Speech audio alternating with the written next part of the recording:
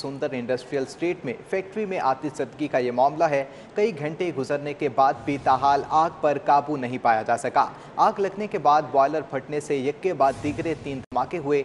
40 rescue एहलकार, 14 emergency गाड़ियां rescue operation में मसरूफ अमल हैं। आग फैक्ट्री में मौजूद केमिकल में लगी है। इर्द गिर्द की फैक्ट्रीज को खाली करवा दिया गया है। केमिकल और तेज हवा के बायस आग और धुआं शदीद है और इस हवाले से बताया जा रहा है कि आग लगने के बाद बॉयलर फटने से 3 धमाके हुए थे। सुंदर इंडस्ट्रियल स्टेट में फैक्ट्री में आतिशबाजी हुई। कई घंटे गुजर जाने के बावजूद ताहाल आग पर काबू नहीं पाया जा सका।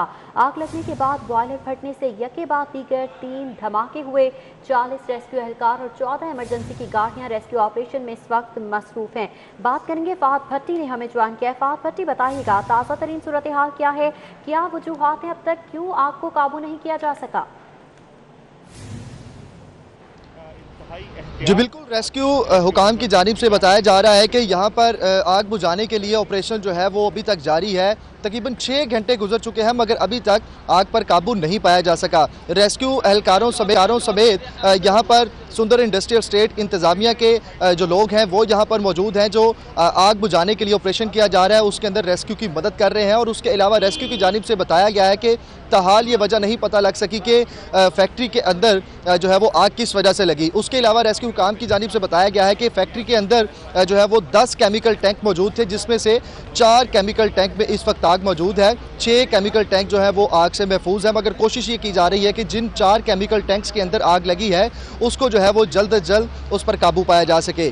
केमिकल वाली जगह पे आग लगने के बायस केमिकल मिला धुआं जो है वो भी निकल रहा है, जिसकी वजह से रेस्क्यू एहलकारों को दुश्वारी का सामना करना पड़ रहा है, क्योंकि केमिकल मिला धुआं जो है वो आंखों में चुभन पैदा करता है, जिसकी वजह से रेस्क्यू एहलकारों को मुश्किल पेश आ रही है। उसके अलावा रेस्क्यू का ये कहना है कि अभी तक किसी जानी नुकसान की इतला मौसूल नहीं हुई। और साथ ही साथ जो यहाँ पर सुंदर इंडस्ट्रियल स्टेट इंतज़ामिया की जानिब से बताया जा रहा है कि कोई भी शख्स जो है वो फैक्ट्री के अंदर मौजूद नहीं था जब ये हादसा पेश आया। 6 घंटे गुजर चुके हैं, तकरीबन 14 से ज़ायद रेस्क्यू की जो गाड़ियाँ हैं वो इस वक्त ऑपरेशन में मौजूद हैं। और उसके अलावा 40 से ज़ायद फायर फाइटर्स इस वक्त ऑपरेशन में हिस्सा ले रहे हैं। कोशिश ये की जा रही है कि जल्द आग पर काबू पाया जा सके, मगर रेस्क्यू तर्जुमान की जानिब से बताया गया है कि 3 से 5 घंटे दरकार है मज़ीद ऑपरेशन को मुकम्मल करने के लिए।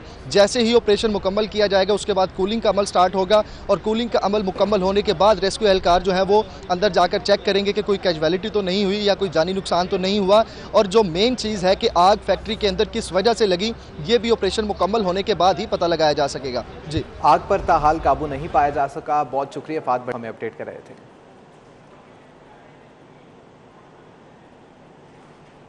केमिकल फैक्ट्री में आतिशबाजी के हवाले से तर्जुमान रेस्क्यू का भी बयान सामने आ चुका है। तर्जुमान रेस्क्यू के मुताबिक chemical fronting and painting industry में इस्तेमाल होता है।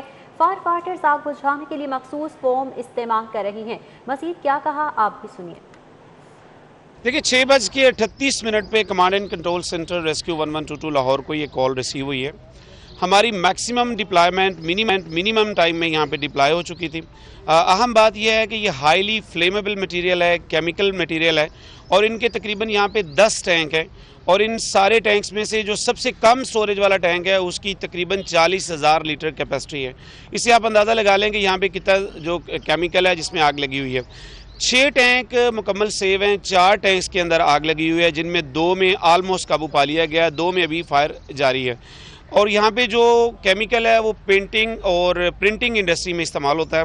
रेस्क्यू 1122 आपके सामने सेल्फ कंटेनिंग ब्रीदिंग अपरेटस पहन के वो ऑपरेशन कर रही है। बड़ा टॉक्सिक किस्म का एटमॉस्फेयर है। हमारी स्नार्कल और जिसको हम स्काई लिफ्ट कहते हैं वो भी इस फायर ऑपरेशन में हिस्सा ले रही है। 35 से 40 रेस्क्यू यहाँ पे मौजूद हैं। 15 के करीब हमारी यहाँ पे इमरजेंसी व्हीकल यहाँ पे मौजूद है। फायर ऑपरेशन कंटिन्यू है। केमिकल का एक बिहेवियर होता है कि ये आग बुझ जाती है, फिर लग जाती है, फिर बुझ जाती है। ऑलमोस्ट हम उम्मीद कर सकते हैं कि 3 से 4 घंटे में ये कंप्लीट फायर जो है हो जाएगी और ये ऑपरेशन मुकम्मल हो जाएगा। गुफ्तगू आपने सुनी। आगे एनी शाहिदीन की जानिब से क्या मौक़िफ़ अपनाया गया। फैक्ट्री वेयर हाउस के बेसमेंट में पड़े ड्रम फटने से आग लगी है। एहतियाती तदाबीर न अपनाने के बायस ये हादसा रूनुमा हुआ है। एनी शाहिदीन की जानिब से मौक़िफ़ अपनाया जा रहा है। एकड़ का प्लाट लिया। ये जो पूरा जोन है ये फार्मास्यूटिकल जोन था और मैंने फार्मास्यूटिकल ही बनाने के लिए ये प्लाट 1 एकड़ का ख़रीदा था।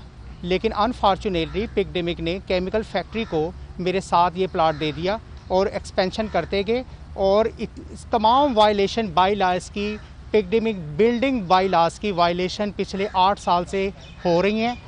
पैसे सारे ब्लॉक किए हुए हैं और बिल्डिंग में लेटर लिख के थक गया हूँ पिकडेमिक को, बोर्ड ऑफ मैनेजमेंट को। प्रैक्टिकली कोई एक्शन नहीं हो रहा, ये सिर्फ ये जस्ट किताबों की हद तक रखा हुआ है।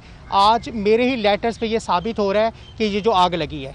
अच्छा, कितने बजे सुबह आग लगी, आपको कब पता चला, किसने बताया आपको? मुझे जो इंटीमेशन आई, क्योंकि मैं फजर पढ़ने के बाद मैं थोड़ा सा सो गया, तो जैसे मैं उठा तो मुझे अराउंड कोई 7 सवा 7 पता लगा कि ये जी ब्लास्ट हो गया। और ये इस ब्लास्ट का ये जो ड्रम्स सारे अभी जो 120 फुट हाइट पे ले गए हैं, ये मैंने पिकडेमिक को लेटर लिखे कि जनाब ये वायलेशन आपने ख़त्म करवानी है। वायलेशन ख़त्म करवाने तो बड़ी दूर की बात है, उन्होंने मज़ीद मेरे सर के मेरे प्लाट के ऊपर वायलेशन करवा के दे दिए हैं। और ये कल आज ये प्लाट सामने हुआ है, अल्लाह ताला ने मुझे बचाया है और मेरा भी 10 लाख का नुकसान मेरा भी हो गया है, क्योंकि उस ब्लास्ट के जो असरात हैं उस मेरी बिल्डिंग के शीशों पे आए, शीशे टूट गए, दरवाजे टूट गए, इंफ्रास्ट्रक्चर डैमेज हुआ है। और यही जो अभी बिल्डिंग पिकडेमिक ने इलीगल अलाटमेंट, इलीगल अप्रूवल्स दे के सारी 8 साल से कर रहे हैं ये लोग, ये प्रैक्टिकली ज़ीरो हैं ये लोग। इन्होंने मेरी आज तक लेटर पे कोई एक्शन नहीं लिया और उसके बाद सारी बिल्डिंग अब ये दोबारा ब्लास्ट होना है, ये मैं अभी आपको बता रहा हूँ।